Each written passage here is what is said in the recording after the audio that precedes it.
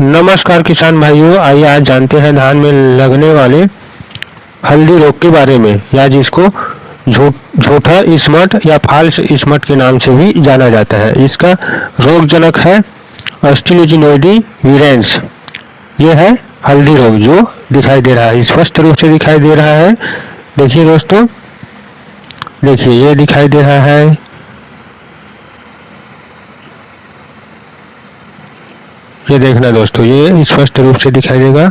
इसको हम हल्दी रोग या झूठा स्मट कहते हैं, क्योंकि इसमें दाना नहीं पड़ते। ये देखिए दोस्तों, ये है हल्दी रोग। इसको झूठा स्मट कहते हैं क्योंकि इसमें दाना नहीं पड़ते, दाना खराब हो जाता है। धान का एक एक दाना पीले पड़कर समूह में धीरे धीरे परिवर्तित हो जाते हैं। धान में संक्रमण इस बीमारी का आमतौर पर प्रजनन और पकने के चरणों के दौरान होता है, जिससे पुष्पगुच्छ दाने संक्रमित हो जाते हैं और बाकी स्वस्थ रह जाते हैं। आमतौर पर एक पुष्पगुच्छ में केवल कुछ दाने ही संक्रमित होते हैं तथा शेष दाना सामान्य रहते हैं। जैसे जैसे इस बीमारी यानी कि हल्दी रोग की कवक की वृद्धि तीव्र होती जाती है, अधिक बढ़ती जाती है, तब स्मट बाल फट जाती है और नारंगी रंग की हो जाती है तथा बाद में पीले हरे या हरे काले रंग की हो जाती है। नमी मौसम में यह बीमारी गंभीर हो सकती है, जैसे कि पानी रह रहकर गिर रहा है तो ये ज़्यादा गंभीर हो सकती है दोस्तों, और नुकसान 25% तक हो सकता है। इस बीमारी से बीज के अंकुरण में 35% तक कमी हो सकती है। अब देखते हैं रोग विकास के लिए अनुकूल परिस्थितियां क्या क्या है। वर्षा और उच्च आर्द्रता की उपस्थिति रोग के विकास के लिए अनुकूल है।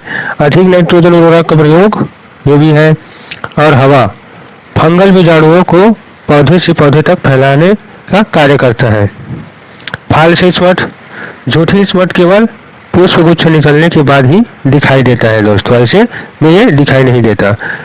यह फंगस पौधे के फूल आने की अवस्था के दौरान संक्रमित कर सकती है, उसी टाइम में ये संक्रमित करता है फूल आने के समय, और इस प्रकार दिखाई देता है पीले पीले जब दाना बनने लगते हैं, तब मिल्की स्टेज के समय।